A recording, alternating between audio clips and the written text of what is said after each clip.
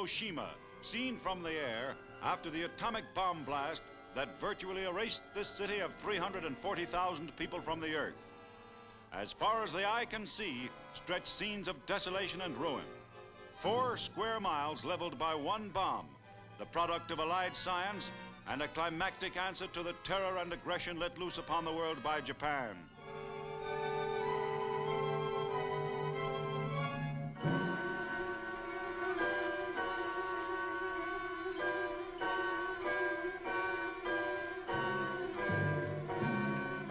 There was no direct hit, no gaping crater. Exploding in the air above this former Japanese Army deployment center, the first of the 2 atomic bombs used against Japan caused this area of destruction. Only a few isolated structures still standing.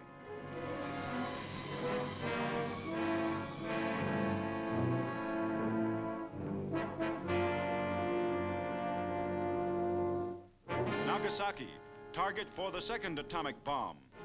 Just 3 days after Hiroshima, this explosion was concentrated in an area of 1 square mile, destroying its selected terrain even more completely.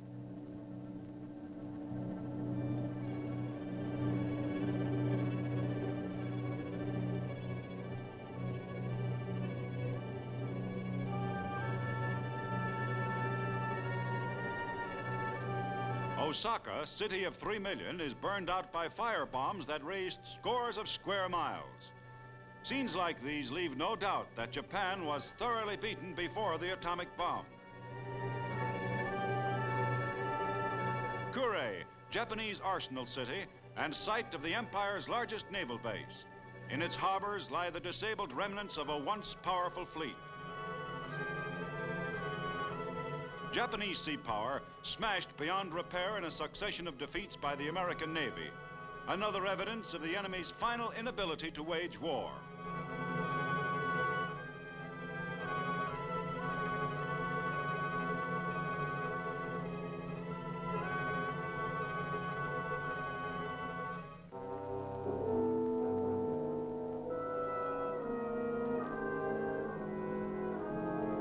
First pictures from inside Japan's devastated capital.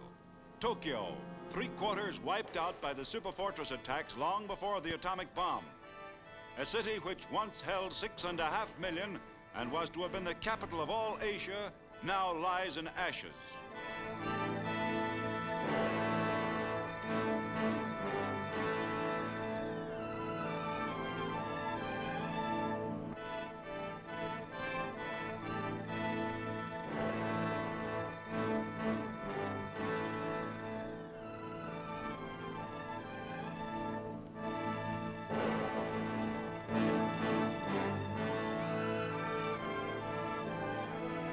Outside the Emperor's palace, almost wholly untouched in the American bombings, a few Japanese subjects worship.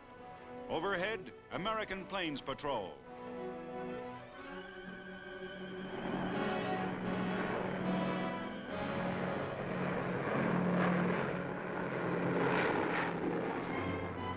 A few miles from this garden spot stands one of the foulest of Japanese prisoner of war camps, Ofuna. From the filth and mistreatment they endured here, these American soldiers are now freed.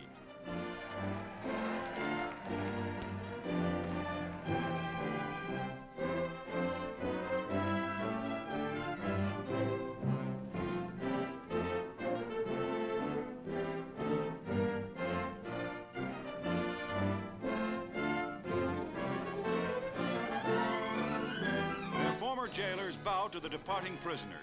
A long, bitter period of suffering is over. Victory for them means home again.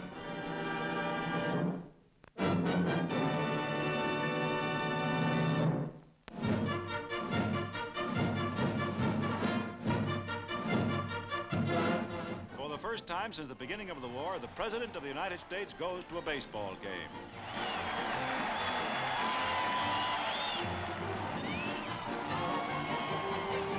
Truman takes his place in the stands, autographing a baseball for the Washington mascot before the game between teams representing Washington and St. Louis.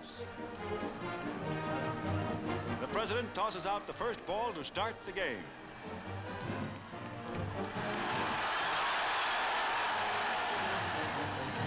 St. Louis team takes to the field. Baseball Commissioner Chandler is among the spectators, as in the first inning, Washington's Myatt hits safely, advancing Case to second base. Travis at bat, facing the St. Louis pitcher. Travis is out at first, but Case comes around to score. For the Washington team, a 4-1 victory. For President and Mrs. Truman, a long postponed moment of recreation.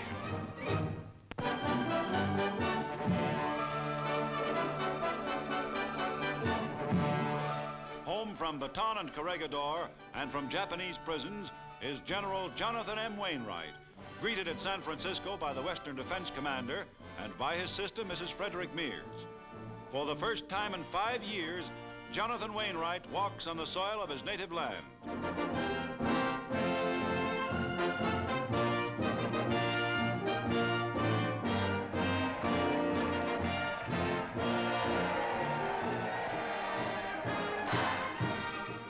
Along San Francisco's Market Street, 500,000 people line the 2-mile route of a formal review honoring the last-ditch defender of the Philippines and his valiant command.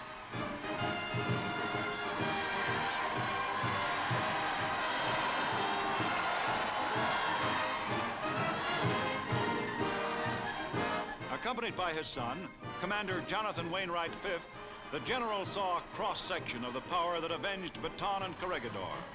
Arriving in Washington, he meets Mrs. Wainwright for the first time since she left the Philippines in early 1941. Together again, the general and his wife received the acclaims of hundreds of thousands on a hero's tour through the nation's capital.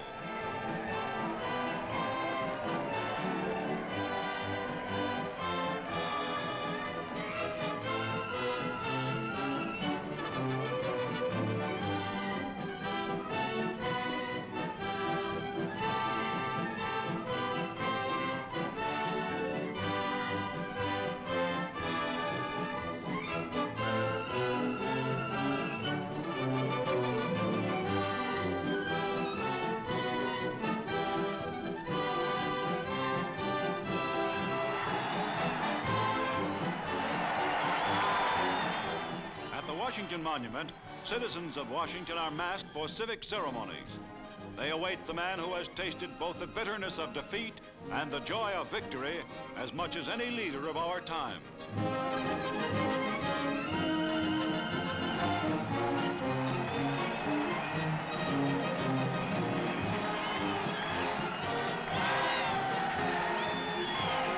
On the lawn of the White House, General Wainwright receives from the President of the United States the Congressional Medal of Honor for heroic conduct above and beyond the call of duty.